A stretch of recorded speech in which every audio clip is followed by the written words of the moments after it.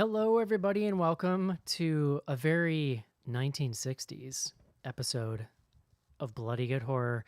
It's like Austin Powers, but serious, John. Review over. Done. Not funny, that's for sure. We're here tonight to talk about Last Night in Soho. This is the latest from Edgar Wright, and we're going to do that in a minute here. First up, joining me from Manhattan, New York City, please welcome Mr. John Schnars to the show. Eric, did you know they invented white slavery in the 1960s? Did they? Sorry, just got to go there right out of the gate. How are you, Eric? John, I got a bone to pick with you later about this marathon you ran, but we'll talk about it. Okay. Next up on the show from Indiana, please welcome Casey. Hello. Next up from the West Coast, you're Portland. Yeah. Ooh, nailed it. Please welcome. He never remembers anyone. That's amazing. Please welcome from the Zombie Girls Podcasting Network, Ariel, back to the show. Hi. Thanks for having me. Sure. And last up tonight, joining us again from the what is the city called? I know the name of it. I was about to say the Music City. I don't think that's right. No, that's Nashville, even though that's fake news. From Memphis, Tennessee, in full cosplay tonight for Last Night in Soho, please welcome Elizabeth to the show. Hey, y'all. I'm probably about to have to hop off to move a hamster named Tippy Hedren into my daughter's bedroom because she's loud AF. Love A it. hamster? But nice to see you guys. Yes, John, that's a hamster named Tippy Hedren. They gnaw on the bars of their cage to stop their front teeth from growing indefinitely. I read this at Petco the day I was buying. Well, sorry, I didn't rescue the hamster, but Rescue. horrified me. John, fun fact, that's also Yes, you can. That's also how John trims his teeth. Well, why don't you go do that? Because I have some business to attend here with Mr. Schnars. So let's do it. Let's take a quick break and discuss Last Night in Soho. This is it, Jennifer. Your big break in TV. Up the prime time. Main feature.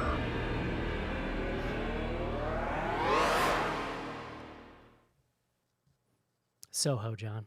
I don't know where you're going with this. Confession. I did not know Soho was in London until I was like, oh, this movie's set in London. Yes, That there just- is one there too. That sounded, isn't that what they call like, isn't there something in California referred to as Soho? No, in New York City, there is also a Soho. Okay. Yes. All right. So I don't feel quite as stupid as I did when I was like, oh, it's London. Okay. Yeah. Got it. They would probably say they have the original, which I would guess is accurate, just chronologically speaking. John, real quick, since we're waiting for a hamster to be moved here, you ran a marathon this weekend. Correct. I specifically requested sweaty running pics and got nothing but your like post picture. Yeah. All right. So here's the deal. When I'm running the marathon, I'm not taking pictures of myself. I don't run with my phone, so I didn't have the ability. Problem. My wife, if you want the story, Suzanne, the darling wife, had one job, which is like bring the kids to the marathon and watch me run the race. Not like a lot of watching, just like find a spot and like watch. They got to see me at like mile like 25. Oh, wow. And instead of a picture, she just took a video, which I'll take that. I mean, if you want to see it, I'm like hobbling like a 75-year-old man running this marathon because I was not doing great at that point. Well, how'd you do? Fine. You know, I was pleased, but not, you know, I wouldn't have mattered how I did. I would want to go faster. So let's put it that way. But You're like, it was good. You got like third place and you were upset that you didn't win. Yeah. Yes. Yeah. I get it. I think I came in 631st place. I Not believe that was bad. my place. Out of how many people? Yeah. I don't know. It's got to be a lot. I actually don't. I honestly, I did not look up how many people ran it. Now I but wanna know. it was a lot. Like there were like 10,000 maybe, something like that. That's pretty impressive. Yeah. No. A couple It thousand was- more than my marathon. I would have was come good. in 10,000th, so I'm pretty impressed by that. All right, John. Yeah. Hopefully you Tippy have. Hedren has been dealt with. So. I John, got a little quick snapshot of her I can send you guys. John, hopefully you have enough energy left to bring us the word of the day.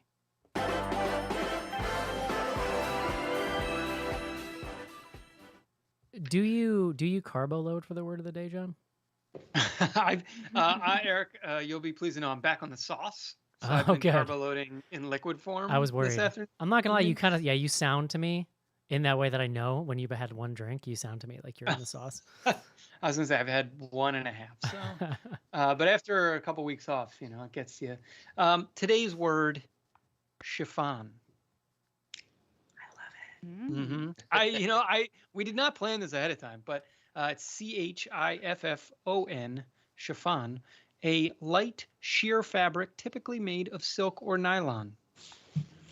Love It it. can also apparently be of a cake or dessert made with beaten egg whites to give a light consistency. Oh, I know about that because I watched the Great British Baking Show. Yep. Yeah, me too. Also takes place in the UK. The word chiffon comes to us from the French chiffre, which means rag. Huh. So Interesting. yeah, That's very interesting. Oh, Chiffon. this old rag. yeah, exactly. Oh, maybe that's where that comes from. Love it. Well, John, why don't you tell me a little bit about who is this Edgar Wright fella and what's the deal with this movie? Edgar Wright. I mean, there was a time where we would have called him like I don't know, he was like on the Mount Rushmore, or if we had a Mount Rushmore of horror directors. So originally directed Shaun of the Dead. He did The World's End. Hot Fuzz, Scott Pilgrim, Baby Driver most recently, I think before this. He also did a movie that came out this year called The Sparks Brothers, which is a documentary. I haven't seen it, but I heard an interview with him talking about it. So, but yeah, Last Night in Soho, this stars, I clicked away from the, her name is Thomasin McKenzie as Eloise. She is a burgeoning or aspiring fashion designer living in Cornwall area, sort of like the Albany of the UK, I believe. Okay, John. And she gets accepted to like the whatever London School of Design or whatever. I don't know. It was VAL, I think. She's or just UAL. just a country mouse becoming a big city girl, John. Yes. University Arts London, maybe that's what it stood for. I don't know. I tried to figure that out the whole time. That's a guess. So she goes to the big city. It is revealed first sequence is her and her grandmother kind of discussing her getting this scholarship and this opportunity. She's touched, I guess we would say. She has the shining. She can communicate with the dead. Mostly that is with her mother, who I guess committed suicide when she was 7, if I remember For correctly. the record, John, I always thought touched meant something else, but that might have been my misinterpretation of that. I mean, I think Well, it I can was be- Catholic. It meant something. Yeah, I Really? think it has several. No, I always thought it meant like a little it can be used generically. yeah. Gifted. She's I would have blessed. used the word touch to describe her love interest in this movie. Let's put it that way. Oh, Oh. come on. Simple. That's low. All right. In any event, she gets to London. She is having problems with the other students who she is randomly assigned to basically the biggest bully in school as her roommate, who immediately just goes in on her for being like not urbane. I don't know. That was a bit aggressive.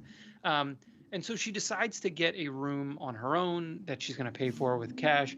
So she rents a room at the top floor of this, a building, let's say like a 3rd-story walk-up situation. And the landlady kind of gives her all these rules. But she's happy. And so she's living there. And basically like the first night she's there, she starts to have these visions. And that kind of connects her back through time to the like mid to late 1960s to this woman, Sandy, who is an aspiring singer played by Anya Taylor-Joy. And so the rest of the movie is sort of Thomasin and Sandy's, Thomasin experiencing Sandy's timeline while also herself kind of experiencing this like new in London world or, setting. there's like a bunch of other characters. Like, so John is her boyfriend that Eric was taking pot shots at earlier. There's John. There is, well, I guess, Miss Collins. There's Sandy. There's Jack. Jack is played by Matt Smith, who's, we've talked about him before, but he's like the most evil looking. He looks so evil. Yeah, like as soon as you see him on screen, you're like, well, he's definitely a bad Well, guy. but in fact, in the beginning, they don't code him that way, and I was like, I'm not buying it. No, exactly. They're like, oh, maybe he's gonna help her, and then it's like immediately he's He's the Crown, right? Is that Yeah. what he's supposed to. I'm so Well, used to him as Doctor Who that I didn't code him Right. as Yeah. being evil right off the bat. Interesting. Yeah, Didn't a bit of he a culture play- shock. For some reason, Yeah. in my head, when I see his face, I'm like, oh, that guy played some version of Hannibal or something. Oh, But maybe I'm just making that up. I think that's not real, John. I don't know. Yeah, he He's- played Charles Manson. He's got a Hannibal-y look to him. Manson. That'll do it. So yeah, he Matt. This what's the character's name now? For Jack. Jack he positions himself as Sandy's manager, but very quickly it's revealed that he is like a pimp. I mean, he is a pimp, and he is forcing her to become a prostitute to sort of, I don't know, like I hesitate to call them like, it's like a high class prostitute, but it's sort of these like, it's like he traps staffing these the women. club. Yeah, they like think they're gonna have singing careers, and they do sing and dance in this. It's like a burlesque show, but on the side they're also being forced to act as prostitutes, and it's through like physical violence and intimidation. It's really grim, actually. Like this Mhm. segment of the movie where he is kind of putting her into this life is just brutal. And so yeah, I mean that's the setup. Like at the center of the movie is sort of this question of like what's happening to Sandy and also what's happening to Eloise. And so she starts to dress like Sandy. She is like using Sandy as inspiration for her work as a fashion designer. But it's also getting increasingly dark where there's like zombies following her around. We don't know what Sandy's ultimate fate is until pretty late in the film. But it's not good. Like she's not having a good time, and neither is Eloise. And so that's kind of the trajectory that this is on. All right. I would love somebody to write in and tell me what kind of British accent the main actress has. Not Anya She's got Taylor-Joy. the Her other- British accent is New Zealand. is Oh, that where is it- she's? Kids are cute. Is that where she's from? Yes, she's from New Zealand. Interesting, because it had a Oh, weird interesting. quality Well- to it that I could not place. Because she was just one of the main characters in Old. She's the Yes, sister. she has the minute baby, Yes. No. the Different instant character. rice baby. Are you sure? No. Yeah. She's the older sister of the touched boy in Old who has the baby with the other Yeah. girl. But she was also before weird, that. okay. She was in Taika Waititi's Jojo Rabbit. Oh, Interesting. okay. Yeah. All right. Well, Ariel, why don't you kick us off and tell us what you thought? Yeah, I actually really liked this movie. I know it wasn't everybody's cup of tea, but I think the way that this movie looks and feels is excellent. I think I was sort of immediately transported back in time. It's so lush. There's so much to it with the costuming and the set design, and the soundtrack is amazing that it really felt like a fully kind of realized world, and I appreciated that. I think the acting is great. I will say that I agree with some of the points you guys made in emails about some of the twists that I'm sure we'll get into being a little bit weak and maybe the themes not all coming together in the end. But I actually had a lot of fun with this one. Mm-hmm. Elizabeth. Sorry, excuse me. I was really looking forward to this. And it was not entirely a disappointment, I want to say up front. Like I put it on again for the third time, just like in the background. I don't know. I do that with stuff though, like pretty quickly. It's gorgeous. Like it really is like beautiful clothes and beautiful people, and the acting is not, I don't think the acting is bad throughout. Like I don't feel like there is like a super weak link with the acting. To me, it's a very missed opportunity to discuss some of the themes that they are, I think, kind of broaching and sort of touching on. They seem to have a lot to say about several things that I feel like never quite get there. And then they take a few left turns that I don't feel like were earned throughout the length of the film, which I mean, I think it was a fine length, and I enjoyed myself. Like I wasn't disliking the film while I was watching it at all. I'm also Ariel, like obsessed with the music and like the aesthetic of this film and everything about the way it sounds is, I mean, I already knew like I was theirs to lose. Like when I saw 3 seconds of this trailer, I was like, okay, this is like, I love it. And shout out to, I need to look up the costume designer and hair and makeup. That's not easy with like multiple colors on the actresses. I did a fantastic job in executing that. So it has some amazing points. We'll get into the kind of nitty gritty, I think, on where they lose the thread a little in the plot. But I mean, it's not a bad time. Like No. I would recommend it. No. Casey. Save the recommendation. My gosh. No. I heard. I was like, Spoiler. So I'm a pretty big Edgar Wright fan, although I would say Baby Driver's probably on the lower end of his movies for me, just because I connected more with the other movies more than anything. So I was really kind of looking forward to this to see what he did. And overall, in the end, I was pretty happy with this movie. I think it's got a super unique atmosphere and pacing that's going through it. And like everybody said, the costume design, set design, and everything, it's just gorgeous to look at. And it really comes off the screen. They do crazy stuff with colorings and stuff. We'll talk about it off and on here. To me, and we've talked about it a lot in email, this really strikes me as like Edgar Wright's homage to a giallo film. It's not perfectly a giallo film, but like somebody saying, hey, this is my homage, I think it fits pretty close because there's a lot of similar themes that are going on here with the imagery. I would dare say there's a scene or two that even gave me like Argento vibes in this that we'll bring up later, mostly on the way the scene was laid out and colored and everything like that. So, but overall it was fun, and I couldn't predict exactly where they were going, which is always good with a plus in the score column for a story. For me, if I can't 100% detect where they're going and I'm pretty engaged, I'm pretty happy. So Schnapps. I'm definitely on the more negative side here. I'm going to I want to be fair. Like there is everything that folks are saying. I actually agree with a lot of it. The art direction and the general like conception of this film is really, really good. I mean, but to me, that's sort of expected, and I would say table stakes for someone like Edgar Wright. I mean, I've not seen every movie, but every movie that I have seen by Edgar Wright, I have really, really enjoyed. I mean, so I came into this with a pretty high bar, and it felt like a miss to me for a lot of reasons. I would say most of it had to do with the scripting. I would start with the Thomason character. Firstly, I didn't think she was great as an actress, and I actually would probably put more of that on the script than on her. Like, I think it was a pretty stilted type of role, and some of that comes through in the performance. But like, there was never a point where I was clear on what her arc was and where we were going with her.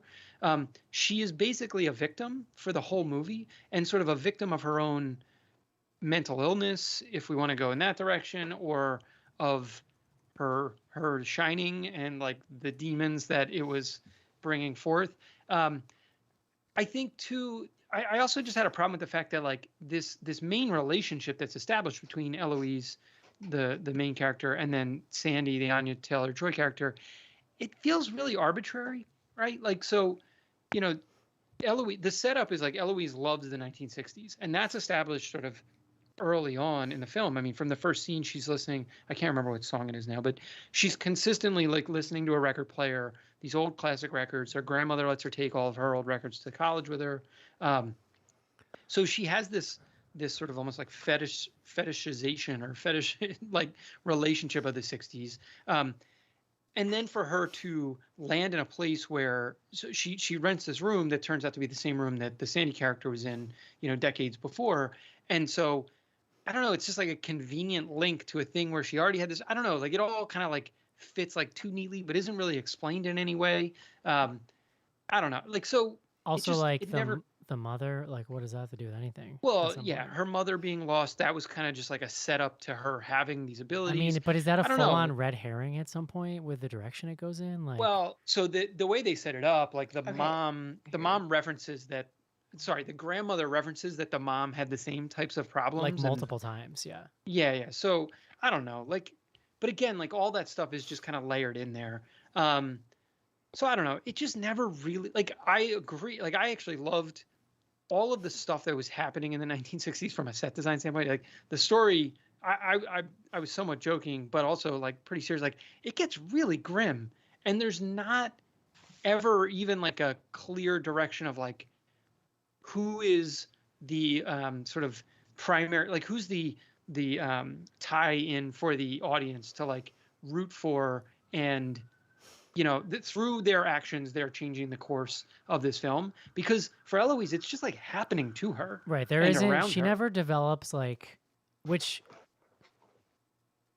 the setup is right there in front of them, but she never develops a mission as a character. Yeah. And it's there. Like, it's literally, he did everything except connect the dots and make it come together in the end. Well, yeah, and look, like the way that this ends, like I think just undermines a lot of the rest of the film in a really negative way. Like it turned me against them. Like I was kind of like, all right, whatever, we'll see where this is going. Again, and I'll stop, but like the setup is that this is a mystery film. It's actually like very barely a horror movie. There's a lot of like horror elements. I would almost be surprised if some of that stuff wasn't put in later, or like if the film wasn't recut to try to make it a little scarier, because as a mystery, it doesn't work. You don't even know what the mystery is. Yeah. Right. Until very late in the movie. Well, that's what I mean. It's not definitely like a genre film that you can't really tell what genre it is. Like, no, it was, and that's true. Casey's right. Like there's a lot of giallo stuff in this. It only occurred to me that this was a giallo film in the actual murder sequence, which happens like an hour and a half into the movie. I know, I wrote it It's down. shot. It's a horror movie. Well, it's very explicitly like the way he shoots the knife and the blood going all over. The red lights. Yeah, exactly. Yeah. There is like the way it's lit a lot of the time.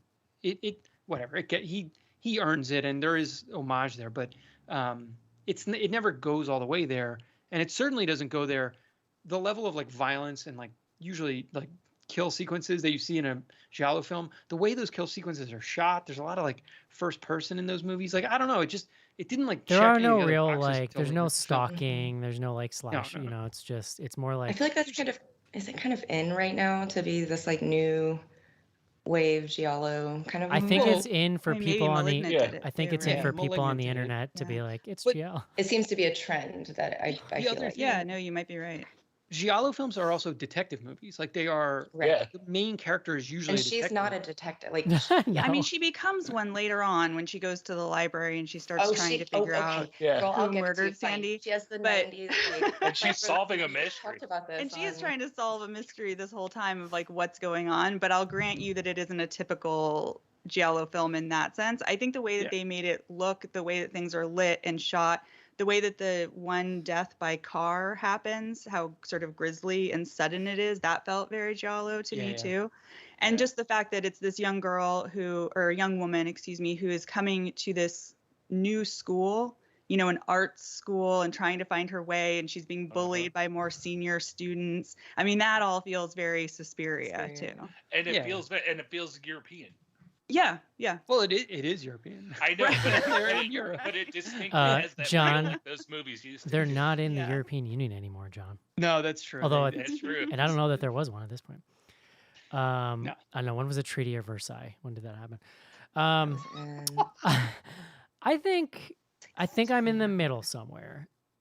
This is a visually stunning movie, I think is fair to say. And it moves when he has these sequences going, the thing visually moves like friggin' lightning. Like these dream sequences are so well put together. I really loved all of the stuff with mirrors. Almost like some of that almost reminded me of Scarface a couple times, like the way that nightclub where there's just all of the different mirrors kind of bouncing off.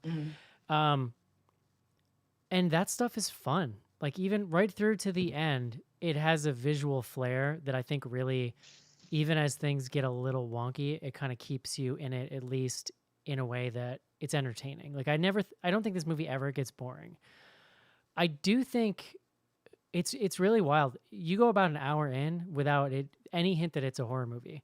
And it's sort of interesting how hard of a right turn it takes, where like she goes through a couple of these dream sequences and it's like so much fun. Like no joke, I was like, this is like serious Austin Powers. Like which is basically just a reverse, like, satire or whatever, or reverse parody. But it's like, which by the way, John, is just reality, in case you were keeping Yeah. But it's This is how it really was in the 60s. those first couple of dream sequences are very fun. The music is going, it's shot so dynamically. You're watching her sort of relish in being in this era that she's always had an obsession with. By the way, John, all they had to do was be like, here is my mother's sketchbook from when she was young, and she sketched all these 60s dresses, and that's why I'm obsessed with it. Done. I was gonna say like, the timeline wouldn't work. I Like her do- I mom wish there was wasn't. The an movie's anchor 2 there. hour. The movie's 2 hours long, John. Just You couldn't have fit that in high at some school. point. Oh, I know. Yeah. But to your point, I hadn't really thought about it until you said it, but like it's weird to not give any reason for that whatsoever. It also made me laugh that this might sound stupid. I don't know anything about fashion really. Elizabeth, you can correct me here, but I thought it was really funny that in her class, like she's just drawing old outfits. It's not like a recontextualized. It's She not. didn't invent the wheel. I did definitely. It's think not that. drawing a style in uh-huh. and modernizing and like, oh, that's so creative. And the teacher's like, no, you're really onto something here. And I'm like, yeah, she's onto I fucking think you're a copying the genius. sketch out of this other book. Like that's what she's doing. Okay. Anyway, I thought that was funny, but it is. That was very Joey from Dawson's Creek It's in art class. yes, it's wild. It's wild how hard of a right turn it takes from like bouncy and fun and like you're enjoying this like almost romantic thing she's experiencing to then the next scene have it be like, oh, by the way, I'm a pimp and you're gonna have sex with that dude. Now you're this dancer, and it's like she's got bags under her eyes. It is both a little silly, but also I think interesting. Like it's interesting how hard it swings. I do think that the second it becomes a horror movie, it starts going off the rails. Like I don't think that, for a couple reasons. I think that there's a section like 90 minutes into this movie, or maybe even like 65, 70 minutes, where it starts feeling repetitive, where it really starts feeling like she's kind of just being chased by these weird faceless ghosts, which are legit, if we're being honest, like PG-13 bargain bin horror special effects. They're Yeah. not scary. There's some attempts at jump scares.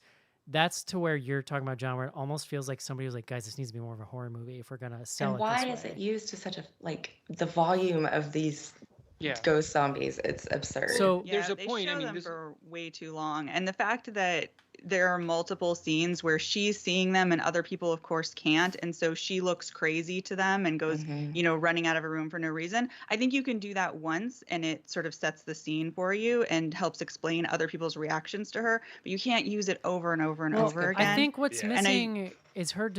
Sorry to interrupt. I think what's missing is No. like her developing real theories, testing them Yeah. out, finding things out, adjusting the theory. It's like you literally don't get much about what she even believes until the very end, when they're just pulling the rug out from under you entirely. Well, the movie ends with her, like they have to tell her what's going on. Like Yes. when I say they, Fully. I mean like Yeah. the filmmakers, like the universe tells Right, her, which is she has figured nothing out. She's to figured that nothing, point. absolutely nothing out, which is really wild. Yeah. And so I think that there is enough here stylistically to keep you going. And I'll be honest, this is somebody's asking, we have a question later on Instagram about your most unpopular movie opinion, and I'm just putting this together now.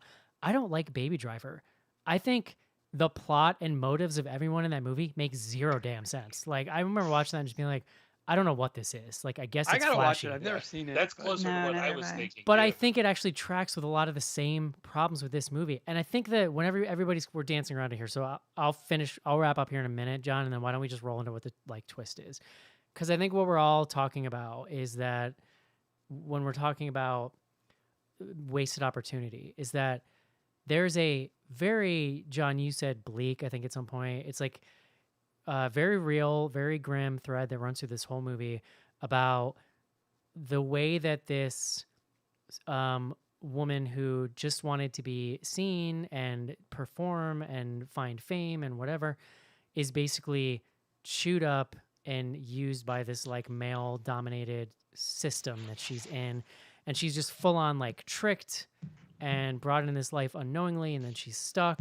And our main character is watching her go through this, like, and learning, oh, this is what it used to be like, or what's happening. There's so much interesting stuff going on from a generational standpoint, from a standpoint of like visible femininity and like exploitation of that. I am still shocked that that has absolutely nothing. It's never really brought around in any kind of powerful way. Like, yeah, that plot line comes back in the end, but all of these, like, especially in 2021, when we think about the kinds of movies that we get, to go that far down showing that side of this life and then not have it really resonate with the main character at all, or be about any kind of her seeking empowerment for this woman or justice, or like, I mean, I guess she's I mean, she seeking was trying to justice, like but she thought, this is where, like, again, like, we'll get to the spoiler, but like, it's weird that the movie has nothing to say about it in the end. In fact, the way the twist is, you're actually wondering, like, who am I sympathizing with here? yeah. Like, Well, Yeah. because Yeah. Thomason. I mean, well, I'm not, but the Eloise, movie's leaving it up for like How interpretation. confusing is it that her name's Thomason, you guys? Yeah. Right. Right? Eloise thinks she's the victim. Thinks Sandy's the victim for the entire film, and we do too. Like, because we don't. This because the film wants film, to say a lot about victims. well, it that I don't literally think it shows does. her being killed. Like, there's just That you I have don't. no- I can't stand for that. That you part. Just, there's no. They other don't even let that frame. happen on Pretty Little Liars, or like that's not. Here's CW. what it is. Like, you Here's cannot what do that. John. You Here's can't do what that. here's what I think you're trying to say. And here's what ultimately she is still also a victim. The weird thing about the movie is the way that she's also a villain at the end.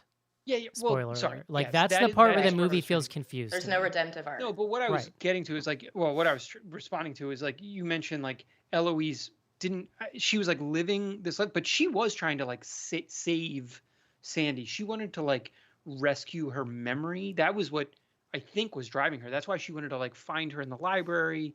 And she was like going to the police to be like, look, we got to solve this murder that happened. She didn't realize, like, she was just confused. Like, this is where the very fundamental problem with this movie is like, what the hell are we supposed to make of Eloise? The whole thing hinges on her having this ability to see ghosts, but it's a fucking lie. Like, she either Right. can't see them, Right. or the ones she's seeing are like, they're not real. Like, because, so the spoiler here is No, that but It's very selective, and it's selective in what it's showing you. So because it wants to pull the rug out from under you at But the you- end. Yeah, this I don't problem, like definitely. that. you have to believe that her reality, her perception of reality is real, because otherwise you have nothing else to go on. Like, we weren't in the 60s. It's not Well, I like think it is real for the most part. I think that's what's tripping us up a little, is that everything she saw except for the That murder one thing. seems And to be what was completely Yeah, accurate. yeah. yeah, So and that's the hard everything- part about it. She kind of ducked out before the other stuff happened, Yeah. so Yeah. it felt like she was dumping.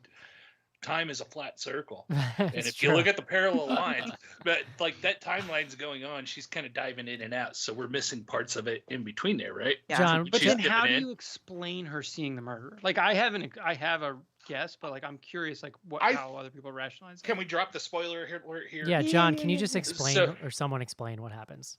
But Go the ahead. murder there, Go what on. happens is she has the rest of the vision once her landlord starts telling her, she starts telling her landlord about the vision she's having and worried about people being murdered, and they're asking questions, and we eventually find out that her landlord Alex was actually Sandy.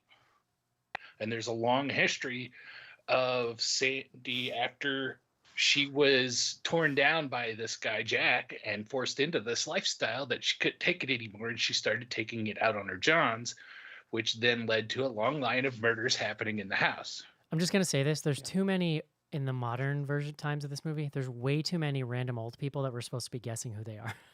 It's too Well, much. that's I hated the Hmm? switcheroo for the cop and Jack. Oh, that Because was it's- so Yeah. unnecessary. You're presented with one old white man, and Okay, it's like, exactly. That one was So weak. that totally supports. So like they definitely seem to want to say something about like fingering white dudes. I know I heard it, but I don't think they ever hit the mark, so to speak.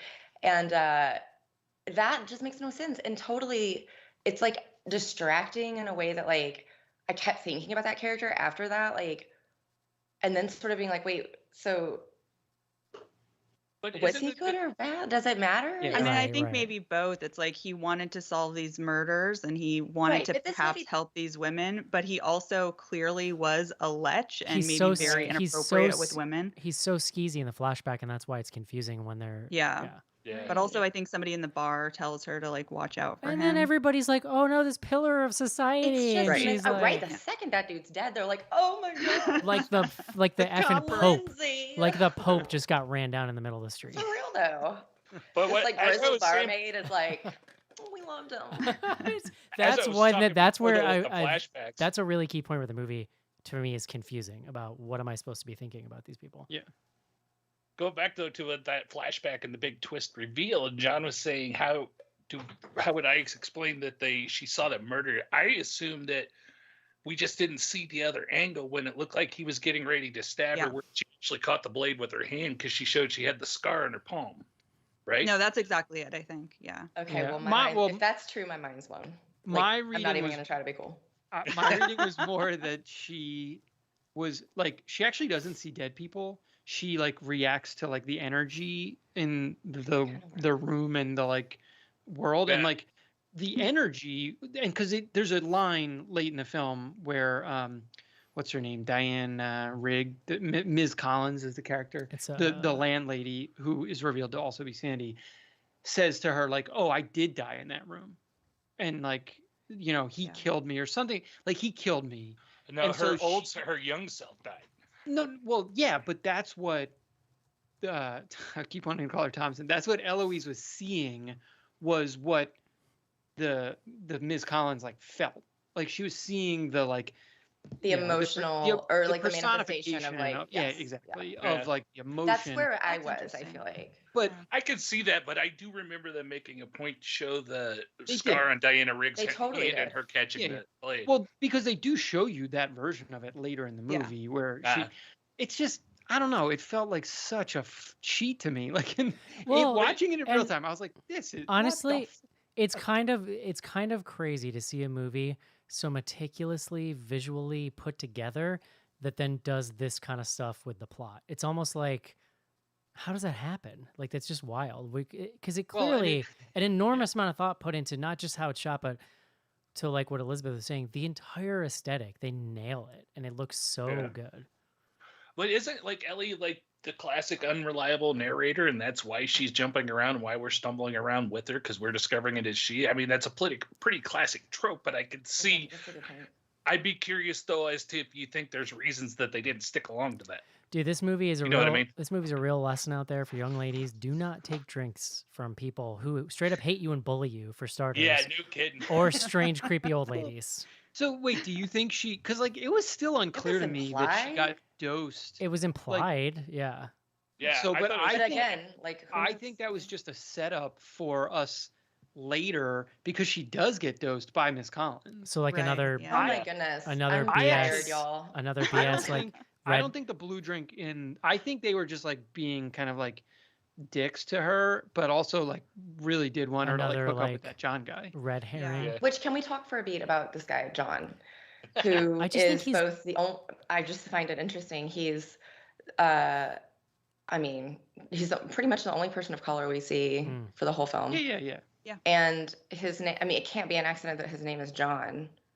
Mm, And we're seeing like this lineup of like faceless Johns. That's It's a from- great name. that's a good So, point. I Okay, don't know right. why. I know. Okay. I'm I hear Jonathan. that, Just to be but, clear, so. No H. It's okay, John. No H. Yeah, I felt really mixed about the inclusion of his character too, because a lot of times in a film that is majority white and there's sort of one black character, that character is often, a really bad kind of version of that and, falls into negative tropes or just doesn't have much characterization going on. And I felt like he actually did. Like you got a sense of who he was as a character. He's interesting. He's not sort of a stereotypical anything. I think the problem for me that made me feel a little bit uncomfortable is the scene where he and Eloise are about to get it on in her room. And then she starts screaming. The landlady comes in. And there's this moment where the real fear as an audience is, the cops are going to show up and think that he tried to rape her. And as a black Yeah. man, that's even what I heightened thought. more. And so it kind of felt like a little bit of a cheap ploy to get us, more scared, really for no reason, because that has so little to do with anything they else that don't. happens in the movie. Yeah, they don't really go there. No. Yeah, well, it doesn't. It never. My goes all issue the with way him there. more is just the actor's delivery. He sounds dopey is the only word I can think to put it. Like he's like a little puppy dog that just follows you around. I mean, It's just like, Yeah, I think he's supposed to Okay, be dude. kind of dorky and yeah, Yeah. And like It's Ariel fine. said, I think they developed him pretty well, but he Yeah. just didn't have anything for him to do. I Than did to often end was the like, movie. why are you here in this movie? Well, and I was like the whole time the end of this movie, he gets stabbed, and then he's basically like 2 feet away from a blazing fire, and it's like he's dead. Like the end of this movie, I mean, we could talk about how it ends because like it was, who gets to Yeah, be I the was very hero and so surprised on. But like, But he wasn't. Yeah. yeah, she's like, go save your boy. I'm like, first of I know, I all, was do like, not wait, go who? down those stairs. Like, you are going to die. There's a huge fire happening downstairs, and he was like a foot away from it. I don't know the whole thing. I don't know. I think we're all skipping over the biggest plot hole in this movie, John, which is the idea that anyone could sleep in that bed with that light shining on their Okay, face. right. It's like the Seinfeld with the. Yeah, it's like Kenny Yeah. Rogers, full on Yo, Kenny that's Rogers not- roasters. It's not that different from my apartment, except we put blackout shades up. Like, it's not. I that tell crazy. this story, but Well, that's what the whole time I'm like, what would you do if you did live here? Like, I you one can't live time like this. I one time stayed over in Bachelor Mark's apartment when he's living in Chicago. He lived on a street, like a city street with city lights. His whole wall was a window and had no curtains, no blinds, nothing. And was I was like, in here that you go, you can apartment sleep on the couch. Yeah. I'm like, the fuck I can. What the hell? What do you think I am? Is he a never nude or does he just not care? Oh my God. Yeah. Craziness. I couldn't get over it. Every time it was shining on her face, I'm like, and she just effortlessly falls asleep. Well, she Oh never yeah, really she fell never asleep. even She says just, anything like, about it. She just goes into her visions, I love it. It's cool. Thanks. Yeah. Do you want to talk about the ending? Did- Somebody want to talk about the ending? Eric, did you recognize the landlady, Diana Rigg? Yeah, she's the mother Yeah, of she's great. Roses or whatever. She's on She's Game of awesome. Thrones. She was This Game was of her Thrones. last role. She just passed know. away. Yeah, that's what Not too Elizabeth long was ago. saying. Wild. Yeah, I think they dedicated the movie to her at the beginning. It says like for Diana. Nice. You know what's weird? It was weird to see her. I've only ever seen her in Game of Thrones that I know of. It was weird to see her wearing makeup. And that's what I kept looking at her being like, why does she look so different to me? And it's because like she just was like a human in Game of Thrones. Yeah, I mean, I thought she did a really As great a job in this queen. as the lamb. As opposed to the lizard person that she was in this movie. Like, No, she was really good. oh yeah, I love her. Game of Thrones. So Any- for me, part of the problem with the ending, because again, there are a lot of issues with this film, but I still really enjoyed myself. I think one of the trickier parts about it is kind of what you guys were talking about earlier around like the sort of themes that the director was trying to get at around sex work. It seems very messy to me Muddled. and Right. muddled and not totally fleshed out. So, obviously sex work is work. It should not be stigmatized, but this clearly is sex work under duress. She is being It's coerced coerced, and right. abused into doing something she doesn't want to do. And And this it's club is like trafficking, it seems to me. clearly, yeah. Yeah, she's not the only one, obviously. This is a pattern with this guy and When what they he go down does. the hallway where it's this like horrifying, like haunted Right, house of, like, of women ugh. shooting up and Yeah. not doing well, obviously. Yeah, it's pretty awful. So I just think that maybe he didn't totally know where he wanted to go at the end, because as we find out, the landlady, Diana Riggs, is Sandy. And so she was the one who went through all of this and then murdered a series of, quote unquote, Johns that she had. And so there's this weird moment with the ghosts in her bedroom. I don't know if you guys remember that. And the ghost is like, or zombie or whatever, is pleading with her to kill Sandy. And I had Well, he this keeps saying weird- like, "Help me." Help, yeah. And Yeah. then they do say kill Sandy. they say kill her. And then Yeah. on this note, also, I wrote on the exact same thing. And then, like, not too long after that, there is a moment where she's talking to, I'm getting all the names confused now, to Sandy in her visions, her, like, young Sandy. Yeah. And there was some interaction where it was like, they deserved it. And she says, I know they did. Like, there's acknowledgement that, like, I Right, don't, it exactly. seems to want to play both sides. It's very yeah. confusing. Yeah, because there was this moment where I was like, oh no, please tell me the director isn't going here where he's gonna like victim blame and side with these creepy men. And it doesn't go there, where we do get Eloise saying like you did what you had to do, kind of a thing. And so where I think it gets a little muddled is that then what ends up happening at the very end is that Sandy basically kills herself. Mhm. She sits down on that bed and allows herself to be burned alive as opposed to, being arrested or whatever. And so I sort of think he maybe meant to say that women were treated badly and that sometimes in order to combat that, you almost have to become a villain yourself. Mm. But in her killing herself, I just think it kind of undercuts that a little bit. And it's imperfect. It's very imperfect. I mean, that reading to That's it, incredibly astute, though. yeah, that reading Yeah. to it is very smart, and I think paints it in a better light than anything that my brain was able to come up with. Same. Yeah, I mean, just the fact that you have to, I mean, not you specific, but that the viewer Yeah. is like Has to forced to dig kind of that like much. wrestle with this Yeah. and not wrestle with like, oh, like he's raising challenging questions. I thought it's like you kind of have to like bend yourself in a pretzel just to like To be like, get to this something makes that, sense. yeah, that makes it's like Yeah. what the It's fuck? a story. That is an argument though for this putting this in the Giallo camp because those movies never make Well, any goddamn sense. Yeah, So- Amen. exactly. Amen. Yeah. What talking about with these Beautiful zombies and women and stuff? blood. Eric, you're talking about these zombies and stuff there towards the end. So after Ellie comes home runs off from the Halloween party, I believe she still has the eye makeup and stuff. She's getting attacked by these zombies, and there's one shot in there where she either gets thrown on a table or lays down on the bed or whatever, and all the zombie hands start coming through the bed and whatnot and holding her down, and she's screaming. It's shot from above at a weird angle. That to me was like the perfect Argento Yeah. homage right there for that shot, and that's what really got me hung up on the I Giallo didn't- thoughts. I didn't understand, like, so in the universe where those zombies want her to help them, why are they they grabbing atta- her why are like they that? Because attacking that her, was yeah. that same scene. So it's just like that. Well, they're probably not high on social graces. I don't know. They're I being mean, dead that's as true of well. a lot of Uh, haunting movies, haunted house movies, ghost movies, Yeah. where you think that the ghosts are trying to attack somebody, but really they're just kind Yeah, of trying to yeah. communicate a need. I mean, that's a Yeah. very standard horror trope, and I think Yeah. maybe it wasn't done perfectly John, here. they are spectral but- zombies after all. I I did did enjoy. think it was cool when the faces of the Johns morphed from one into another. Yeah, I was just gonna say there's like Yeah. it's like this symbolic like faceless kind of thing. Yes. It's Mhm. not. It gets like kind of overused because at some point, all of the scares are just a bunch of these dudes who are making weird Right. faces They and show you like. so much of it Yeah. that, like, at some point I was like, is it just the mouth? Is it that they can't speak? Is this like some Oh, message from uh-huh. no, I don't know. Like, then it was getting blurry again. And like, but they give you enough chance to like stare at the monster for so long that it's very ineffective. Mhm. Yeah. That and my other question is, if so, she did all this in the '60s. How did she cover the smell of all those bodies in the second floor? Well, she didn't. Remember, she makes that comment about how you're going to have to like plug up something because the smell will start to waft Oh, up. Oh, I yeah. think that was the dead Oh. bodies. Yeah. No, you're Interesting. right. Ew. Well, and how Which long is could super she have? gross. And how long could she have done that before the club owner would be like, "Gee, like my Mhm. regulars aren't coming around anymore." Right. Yeah. Where'd They were my last friends seen go? leaving with you. Like Hey, that's kind my of weird. bro, whoever.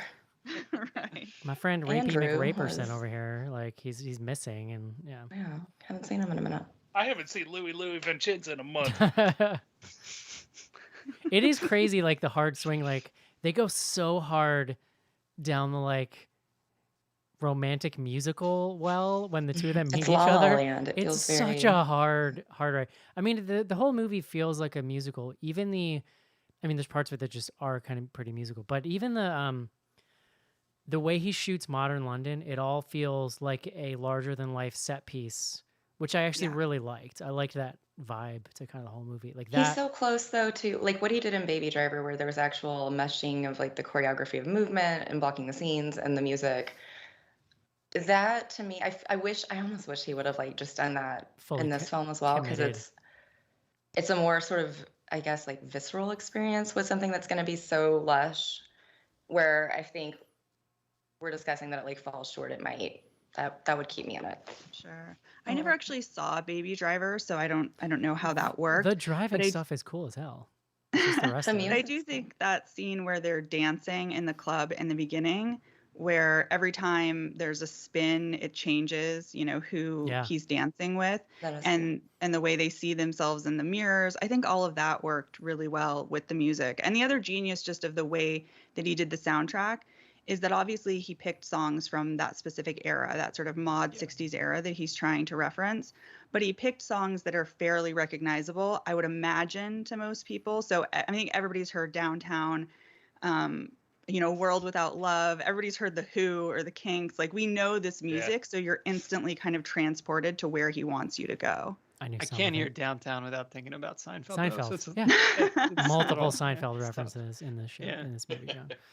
I would honestly, after the first half of this movie and the way that he put together these flashbacks and that whole 60s world that he built, I'd love to see him go back and like remake an old Bond movie or something. That'd be that cool. would be cool. He's got that vibe down. It'd be fun. Yeah. He for sure. has a good tone for that. Like that would be Mhm. interesting. Good call.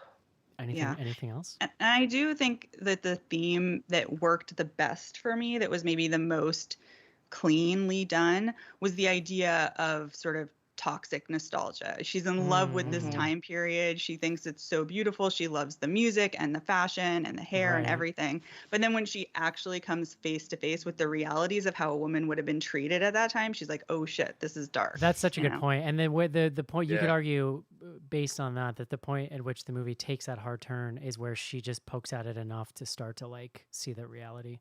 Yeah, Well, see that underbelly. Mhm. but so I think that's totally right. The very last scene of the film where she's having her like fashion show though is like she's just bringing it back. Like she still celebrates it, fair. She didn't like Yeah. learn the Right. lesson. This is where I'm like, what are we so like? She's She's a it's just really genius. bad And I don't character. understand John. what that wants to tie a bow on so many things that I just don't feel like it does. No, it was fucking. It I was don't like she know. earned nothing. Because like I didn't love it, and then like, okay, it wasn't bad. Like it's beautiful. I'll save it. But I didn't. That I was like, no, I don't like that little end. Yeah, I mean, I think you're After, supposed I don't to like- take away that this experience gave her the confidence to be who she, really is, and you sort of see that as the way she moves through the world in that final scene. But you're right that in having her not sort of take some 60s inspiration and make it modern, but essentially just recreate those exact dresses, it does sort of diminish that theme a little bit. Yeah. That, and I've watched enough Project Runway to know that you don't show up to your big runway show with 3 dresses that look the same. Yeah, that was the shortest show I've ever seen. She was a first-year student. Like, let's cut her a Like- little Yeah, bit that's aside. true. But also, like, Those why people on she was Project being Runway celebrated do- like she do was a multiple ones genius. per John, season. she's a fashion genius, okay? She looked at an old Yeah. book and was like, this. Mhm. I'm gonna just Yeah. show this. Mhm. And also, how long do you need to work on that sketch, John? For real. You ever seen Teenage Mutant Ninja Well, then Turtles? she'd color the hair. And the then she'd- movie, John? In Teenage Mutant Ninja Turtles, the movie, April O'Neil does a full sketch of like all the turtles in one montage, and it's Mhm. over. Well, like a voiceover is like reading her journal. Yes. It's called fashion, Eric. Look it up. To be fair, I know nothing about it, so I allow for some error on that. What did stuff. we think of Jocasta? Hurricane Jocasta. She was pretty generic but sufficiently annoying. I feel like I've met somebody that super reminds me of her because that like the every bully? time Oh, I she was think on we all screen, I have. was like, I don't Is that like. the bully I know girl? I'm not supposed to like you, but like there's something like dinging me in a way that like makes me not want to walk into a Macy's maybe I don't know who I knew this person from, but yeah. But yeah, like with So I the guess writing she problems, did it well. with the writing problems we've talked about, I mean, she kind of felt like the only reason she was there was to get Ellie to that apartment, right? Well, it's pretty Which toothless. yeah, Like she which hangs, seemed like a step we didn't need it to. Like it's like I don't know. Yeah. she hangs around in the movie to serve no purpose, and then they have this red herring where maybe she drugged her, but then yeah, like it doesn't mean anything in the larger arc of the movie. Right. Because they could have just as easily had her not go to the dorms at the beginning of It's the just- movie and have Right. to find an apartment because she They couldn't don't- afford it. There really is so much happening in the story. It's almost and- like the rest of the characters that aren't these 2 women are like the Greek chorus of like this story that's so grand in scope and like, and I think ambitious, like it's very ambitious, and that there are just so many chances for it to miss the mark it doesn't miss all of them, but like it misses enough that like I feel like that's what the average person is going to take away from Yeah. a viewing of it. Yeah, you're probably right. Yeah. Word. All right. Would you recommend this movie, Elizabeth? Yes, it's so pretty. It's really beautiful, and if you Yeah, like it is. music and stuff that's pretty, like it's not offensive. Like it's not going to hurt to watch. It's very, very lovely. Yeah, I think for me, a lot of my criticisms are like in contrast with how freaking beautiful it is. Like it's almost frustrating that it like kind of goes off the rails a little bit. Yeah. Ariel. Yeah, I would totally recommend it. There's a lot of stuff that I really liked about it. And obviously, like we've said, some of it doesn't hold together at the end, but I still enjoyed the journey. So yeah, watch it. Casey. Yeah, I'm right there with Ariel. I really like this a lot, and it's I enjoyed it, so it's worth a shot. John. I'm going to be the dissenting voice and say no. Okay, Jen's mad I didn't. Not recommend. I'm going to say yes. For Good. the same Go reason. ahead. I just think it's really Do it. visually compelling and like I was not bored, and I've seen a lot of movies this year that bored me, so I'll give it that. I was annoyed. That was more my problem. I was not bored, Annoyed is but I was getting annoyed. annoyed is fair for sure. Yeah. I mean, straight up, it's not a horror movie, so we could start there. Like, Yeah, I mean, I If you mean- like horror movies, don't watch this. well, I'm just saying, like, you're not gonna dislike it if you like horror movies. This is not a horror movie, in my opinion, but Yeah. another conversation. All right, y'all. That's going to do it for Last Night in Soho. Let's take a quick break and do some fan mail.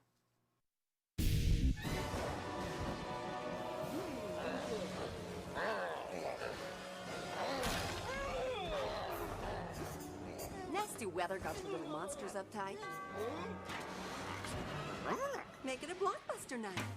Blockbuster has something for everyone. Even the fussiest little beasts settle down to enjoy Blockbuster. I just love a family night. If the weather's a fright, make it a Blockbuster night.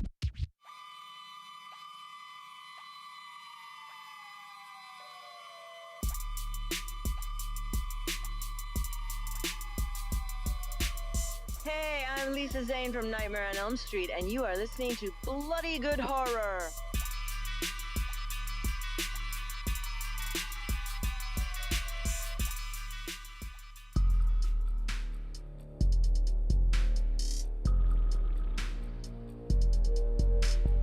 Send feedback to info@bloodygoodhorror.com or on Twitter using hashtag AskBGH. Join Patreon to get back episodes and much more. Patreon.com/bloodygoodhorror.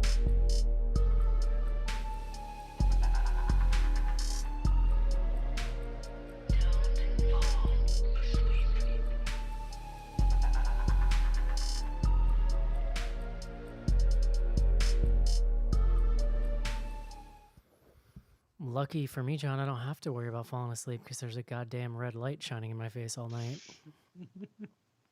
Sometimes it's not red. Sometimes it's like blue or something. Right? Yeah, it just Doesn't it changes change? colors. It's like red It's a off, French bistro. blue so- off, red off. Like I love red- how she's like, "There's a French bistro next door," and then like we back out and it's like French bistro. Yeah, Like it's the called sign like literally is French just like exactly Bistro what she said. 36 or some shit like that. Love it. Well, John, we already talked about your marathon, so I think that's enough about you tonight. How do you feel about that? That sounds good. Okay. Sounds good to me. Casey, you got something you wanted to plug tonight? Yes, last week the episode came out, I believe, but I recently sat down on Films at First Sight with their very own Caitlin and Joe from their Films at First Sight, and we watched Witchfinder General and talked about all sorts of fun Vincent Price stuff. So Is that a Hammer thing? no, but it's very close. Yeah, same kind of vibe. Spiritual. Yeah. Love it. Films at First Sight. Ariel, where can people find you and the Zombie Girls? Yeah, so you can find us on our website, zombiegirls.com, and that's GRRLZ. And I'm on 2 podcasts, The Zombie Girls, which is sort of our OG feminist podcast, and then More Deadly is our other one. And that's me and Rachel, who's been on your show a few times, talking about horror movies directed by women-identified directors. And we're ZG Podcasts on Twitter and Instagram. Love it.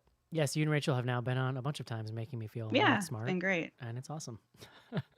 Love your network and shows. Oh, thank you. Elizabeth, where can people find you? I mean, here sometimes, and then the internet sometimes, and then I disappear into a black hole for like 12 days because I get overwhelmed with life. Right now you're on the latest episode of Plug It Up. I believe that was true until No episode this week, so Yeah, so And still yes. top of the feed. Correct. Carrie, I listened to it. It was really good. Carrie 2013.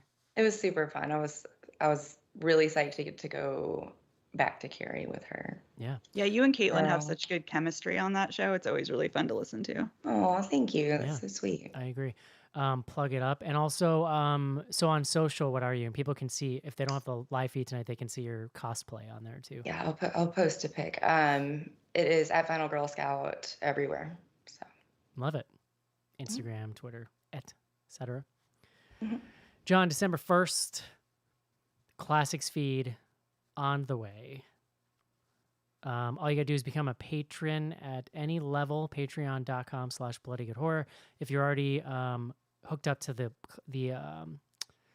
spin-off feed, that's gonna become the Classics feed, and you're gonna get weekly shows in there. So check that out, John. have you teed up? Do you know what the first one is? I've picked a few. I might actually shuffle it around a little bit, but I did. Yeah, I picked a few. Elizabeth has listened to some of them. I was saying we were gonna vet them, and now I'm just like, I think it's too much work. Make sure we didn't say anything too offensive. I was at work like, titties. Okay, that's literally like holding babies. We had to get Mark off the show for a reason, you know. I know. Mark and his vulgar mouth. Love it. So yeah, check that out. Patreon.com/bloodygoodhorror. And as I mentioned last week, John, all the shirts are out. So I'm hoping to work with an artist to do a Patreon exclusive shirt for Q1 2022. Q1, nice. That's what you business people You're say, businessing, right? Yeah. Good businessing, Eric. I don't know, John. I'm a creative person. I'm allergic to business, but I try. When do the annual reports come out? Q3, right? No, it just depends on when your fiscal year ends. Okay, I'm done. What is a rundown? Casey, we actually have no emails tonight. Casey, what do we got going on at Twitter? We got 2 tweets tonight. Ask BGH is the hashtag. First up, longtime friend listener Skizbot went out on the town back when we did such things. What was your adult beverage of choice? Beer. Yeah. Beer. I mean, I like a Champagne. Manhattan. If I'm gonna drink a cocktail, I usually go a Manhattan in the winter. Not a for Vespa. sure. A No, Vespa. not a A Vespa. Vespa? What is a Vespa? Does anybody know what a? It's a martini made with both gin and vodka. Ooh. Oh, okay. Didn't you were telling me it was That's weird. you were telling me it was a made up thing for a James Bond thing or something? Right, so it was introduced in one of the James Bond films. I can't remember which, but I believe there's some type of automobile product also that this was like promoting. Are And they maybe- saying Vespa, like the scooter? I think or so. Are they? I think Okay. so, yeah. I didn't know if that. Don't You know, quote that was me. just- I do know it's, it's from it was incepted in the James Bond. Yeah. I think I probably would have gone beer for a long time and then like maybe like a vodka soda with a lime. That's my probably drink, what I yeah. would have yeah. gone for. It's just light and get real drunk. It's good. I usually like to start the night off with a good Manhattan and then maintain with beer because I know if I stay on the Manhattans, it's going to get ugly. Wow. I have a I friend. puked my guts out the one night. I tried to be like a Manhattan or like a martini, like extra dirty. I didn't know that meant like gross and salty. Ugh. I had no idea. I had a You friend know what? I who actually Easy. answered that wrong because I had that on the brain because Elizabeth was talking about it. I like old fashions. Oh, old okay. fashions are good unless you get like try to order one at some crappy bar. Like Yeah. if they're not doing it right, At, they're like, an just airport like bar where just they're like, cheap. Yeah, it's just like this is not it. I don't need like a packet of sugar in here, thanks. I literally had one made for me once that was like a diner packet of sugar in it instead of like Michael whatever Scott, simple yeah. syrup or Oh, whatever it's gross. supposed to be. Man, I had a friend who's obsessed with Tom Collins. which I is know like that from Meet the Fockers. it's like gin and like lemon or lime soda or something, and then like you put That sounds cherry good. juice in it or something like that. It's good. It's really sweet. But I've heard him explain what this is to multiple bartenders who are just like, I'm not 100, dude. I don't know what you Who's want. it named after? I want to know Tom who Collins. is Tom Collins. You can always get Tom Collins mix. I feel like every You bar can get has them to have a mixed, yeah. And then but he would like then just carry like a regulation Tom Collins bar around in his car so that anywhere he went, he could Wow. just make these. Wow. That's Sounds like weird. my aunt with her diet tab. Yeah, back in the he was day. also an alcoholic. Is probably worth pointing out, John. Mhm. But Yeah. Usually, if you have You your own drink don't. service in the car. yeah, good question, Casey. What else we got? And also, we have from our friend, at least most of our friend after this tweet, I don't know, at Rachy Pants. Have you ever had a secret admirer, and does he probably live in your walls and is watching you right now? Ariel? That shit is not a joke, Rachel. Okay. You should not be joking about these things. I started getting weird deliveries at my apartment, just like random pieces of food and beverage would show It's up on quite my a saga. doorstep. And Rachel is convinced because of other things happening in my apartment that there's a dude living in my walls. I've seen the boy. I've seen the boy. It can happen. Yeah. Just saying. Yeah. I'm not a fan of that theory though. Yeah. And that's it for tweets. Love it. Let's see. What do we got on the old Instagram? All I can think of now is Weird Science, that dude that lived in the closet. Oh, uh-huh. That was his name. Let us see. First up, Black Christmas or Black Xmas, which was the 2005 remake. The original. Christmas, yeah. Yeah, of course. It's the original.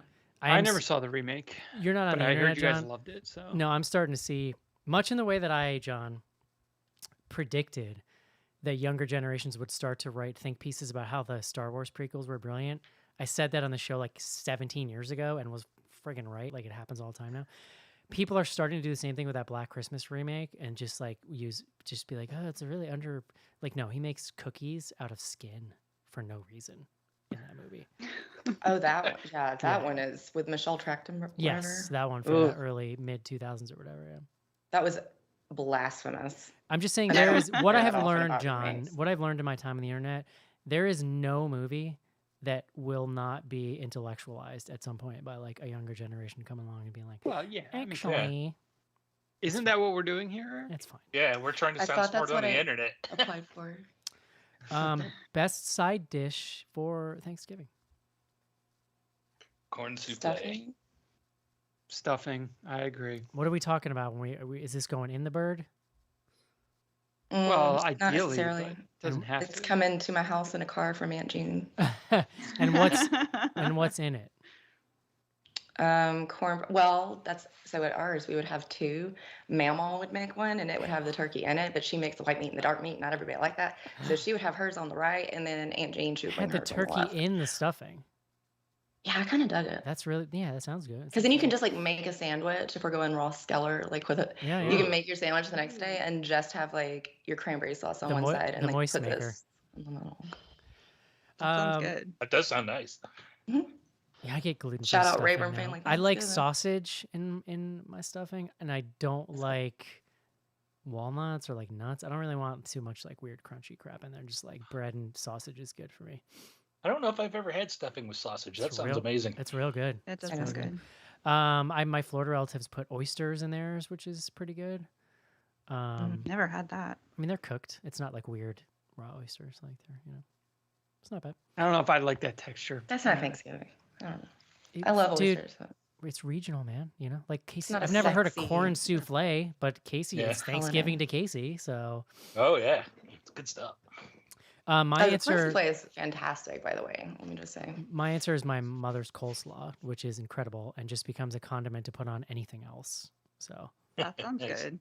I agree. I have a weakness for ambrosia salad. I know it's super gross Yes. because it's essentially sour cream and marshmallows and canned Sour fruit, cream? but it's really good. is there sour cream in ambrosia salad?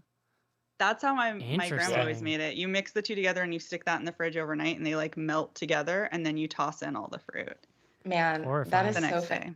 So often I'll call my grandmother and be like, "Oh, I loved this like pie that you made. What's the recipe?" And she's like, Oh, you just get canned. It's literally like you go to Yes. the store, cherry pie filling, dump, put the fake top Right. on. I'm like, oh, okay. I Okay. love it. Yes, cool. that happened to me. I wanted my works. grandmother's blueberry pie recipe, and it turned out it was just like basically everything store bought and canned. Oh, and I legit was like, Yeah. you've never tried anything like this. Yeah. Oh my God. Yeah. That happened to me. It wasn't pies though. My mom, I watched her take the can of pre-made sausage gravy out of the can one morning for breakfast, and she was making like, me biscuits and what? gravy. I was like, no. I gotta say, I was pretty spoiled. My mom like made kind of everything when we were kids. She was a good cook. Oh, yeah, you are spoiled. This is a good one. Versus question: Toby from the new Paranormal Activity versus the new Candyman. Here's what I As say in about who would this: win? Or who's Candyman. like, Candyman has to be summoned. This is true. Does Toby technically have to be summoned? I guess that's maybe he does. Toby's Was also. gotta he be even in the unchanged from- latest Paranormal? Toby's got to be unhooked from the wall in the cave. From the goat lady or whatever. Isn't Toby's just a part of all of us? I think he's Right? I mean, everywhere. yeah. Come on. He's Well, the first reason of for all, the season. I watched Candyman. I watched the new one. Where did you all land on like what happens at the end? Like you get the Tony Todd. Toby Todd. Jesus Christ, Toby Todd. The Tony Todd sort of like callback is. yeah. Yeah. So the, is the new Candyman just the old Candyman? the now? idea like, is this a being that full it's transition? the idea He's, like, being that it's all like a Candyman. It's all- it's a generational curse that gets like passed on. Well, Did The you VMware? watch understand the that whole part. movie? But like at the end, they show Tony Todd. Like you get the Tony Todd face. That's like the. But the you see the other one cut to too. black. Like you see the dude from the Yeah. 70s and like Mhm. you see a They're all bunch the- of them. They're all So you have to. It helps it honestly if you stay through the credits and Oh yeah, I didn't Make watch the sure. credits. um. All right, well, I missed the whole point of the movie. I guess I'll totally wrong. So, All right, two more, John. Hmm. What is your most unpopular film opinion? I am indifferent to The Exorcist. Oh, wow. Mm. That's a bold position to stake. Yeah. Mine said I don't like Baby Driver that much. I also, and this is like a real specific niche nerd thing, but I think that the Halloween producer's cut is actually a lot worse than the theatrical cut, and I don't get. It just was like a novelty because you couldn't get it, and that's why people. If thought you it was ever have better. 4 days you want to waste, ask him. Just like, It's true.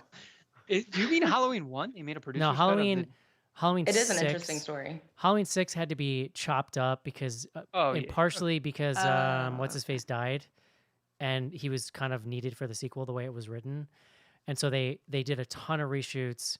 They chopped it up. They gave it a new score that was like a little more modern-y sounding. Released it, and then on the internet, and this was like internet horror fan lore in like the late '90s that like you could go on eBay and buy. The producer was so pissed about what happened that he basically leaked his own cut of it on VHS. That was I the would have spent my whole life looking for that shit. I did. I mean, I bought copies and then sold copies on eBay, like from the copy that I bought. It was And like that's why you get the 4-hour version of the It- story. basically recut a bunch Yeah. of stuff. It changed the ending. It added in the original score, but and this is like a real sticking point for me, John. It used the original score pieces in the wrong places. Like it was not used in the right it's just like you can't just slap that shit anywhere, John. It doesn't work that way. No. So it's bad. I don't. So that's mine. But you'd have to be a real That's not specific. a popular opinion. Right, Like, you'd you're have to be a not real overturning specific kind of that. nerd to have that first opinion that I'm railing against. I don't know. I don't know. This is the kind of question I would need to like maybe. I know. I need for to a think while. about it. Yeah. I There's mean, no, I like- would agree. I would agree on Baby Driver with Eric, although I don't think I cared about it one way enough or another to call that my big white whale. I didn't like La La Land. Oh, I've never seen it. Never watched it. Yeah, I think we've covered that. I didn't like Forrest Gump. Didn't we have that argument at Oh, some that's- point? Oh. That's just not American. What? I love that. It's yeah. just not a good movie. I love like, it's that just, movie. It's bad. I mean, like I liked it at the time I saw Look, it, but I'll give you seen it this. I would have to recently sit and it's not down good. and like think about what it is that like really hits with me reconsider about it. That movie hits different in the Midwest. Well, have you watched it late? been a I minute. guess is my Yeah, it's question. been a Because little like, bit. it's look, not- I was fucking with Titanic recently, and I was like, yeah, that still hits. It's good. Like, I have not sat down with Forrest Gump in a minute and been like, today's time in minutes, would I give it to you? Right. Like sitting watching this? I don't know. If I meet someone and they're like, my favorite movie is Forrest Gump, I'm immediately like walking away. I'm just like, I gotta get out of here. Like, I That's your can't red be part of flag. this conversation anymore. That would be an interesting. Yeah. See, I've seen Forrest Gump and like Hoosiers more times than I would ever care to admit, and none of it by my own doing, because my mom had them on VHS and she put them on every Saturday when she God was bless cleaning you. the house. Ah. So we watched like Forrest Gump for like 6 months straight every Saturday, and then followed by Hoosiers. I mean, Hoosiers is fine. Interesting. Like I have that same story for a daycare that I volunteered at when I was like a preteen for like service hours or something, where they had a bucket that was like, they're like, go pick a movie out. And like, I got really excited the first day I was there. Oh my God, like I get to pick it. And they're like, uh-huh. And I was like, cool. And like ran over there. It was a never ending story. I was like, sweet. And then The Last Unicorn, yep. Never seen And then that. Bed Knobs and Broomsticks. And that was it. That movie's And Wow. So you've seen them all a literally, million times now. I was 3 at that hits. station for, I don't know, like 300 camp shifts in a row and was just like, I can't, I'm just gonna, I don't know what to do with dude. I myself. want to watch. I can't hear a Bedknobs- note of any song from like any of those movies. I want to watch Bed Knobs and But I Broomsticks. My still don't. kids so bad. It's like probably my number one favorite nostalgic like kid movie. But like, do I want to have a conversation with my 5-year-old about what Nazis Nazis. are? Oh, Holy right. shit, dude! Yeah. Like, it's a lot. Nazis ruin a lot of that stuff. It's a lot. But I Very had common. nightmares as a kid. Like, there's something about those animated knights at the The end really skeletons. horrified me, and like I had nightmares about it straight up when I was a kid. Even though they're like the good guys in the movie. Not the Nazis. You were fine there. Well, I didn't really get it. I mean, I don't know. Oh, okay. Last question, John. I like to prepare you. Thank you. You got Thanks. a while ago. You got upset at me when you weren't ready to. End the I'm show. I like that this is a bit now that you're. Yeah. Are you I like ready? to trigger warning, John. The show's almost over. Tarot or Ouija? Ooh. So tarot, I've never done. Maybe I've done tarot once. Let me read I your feel like cards. it's mostly about the card reader is like there's a lot of interpretation going on there, which is like cool potentially. Ouija board is like nah, that's spirit speaking, in human Yeah. form. So Like I'm John, gonna for let real, you legit, go. do you believe in Ouija board? Elizabeth is I Elizabeth is fascinated with this asking. question. I don't, but I think they're Okay. fun. I'm here for them. Okay. Here's the funny thing. I that's some sort of also, thing. like on an intellectual level, don't think I believe in a Ouija board. But straight up, Elizabeth has tried to get me to do one with her multiple I times. have one that he and- won't touch. And I will do anything to change the subject when it comes out. I'll But just it's be like, this I think I'm weird hungry thing where right it's now. like he's not just like ha ha ha. Nope. Like I'll be like, okay, let's do it. Like in the next 30 minutes. Like it's sitting right there, and he'll just be like, "Hey, I'm gonna go get some water." Like Straight I up. didn't say anything. I was like, put your hands on the fucking floor. I want to see if it moves because you don't think it does, and I feel like you're just worried that it would. Straight up, I don't want to even address it. You don't have like a Fraggle Rock Ouija board, do you? I wish that would be amazing. That's why he's afraid of it. Uncle Traveling Matt's in the middle of it. That's the planchette. Is his face. Anyone else? I would have to, for myself, I would say Ouija over tarot because I know how to do one and not the other. But for Colleen, my wife, I think probably the vice versa for the same reason. Well, no, she knows how to do them both, but she actually knows tarots. It is against the rules of the Ouija board to play alone. You cannot play it by yourself. You can read your own That's right. Yeah. 3 cards. That's how you get ghosts. That is how you get ghosted. Like, yeah. Mm-hmm. Do you want to get ghosts? That's how you get ghosts. hmm I love it. All right. Very good questions this evening. John, by the time people hear this, they will already have experienced American Thanksgiving. So I hope everybody had a good time and stayed safe and all that stuff. And we are heading into year end here. So we're gearing up for that. It's coming on hot. Are you ready, John, for your yearly festivities? I mean, I'm not ready right this second, but I will be ready. Okay. I'm getting myself mentally into shape. Yes. Good. Sounds good. I'm excited. All right. Well, thank you, Ariel and Elizabeth, for joining us tonight. That is Thank you guys. Thank you. going to do it for Last Night in Soho. Hope you guys enjoyed the show, and we'll talk to you next week. See you. Bye. Later. Bye-bye.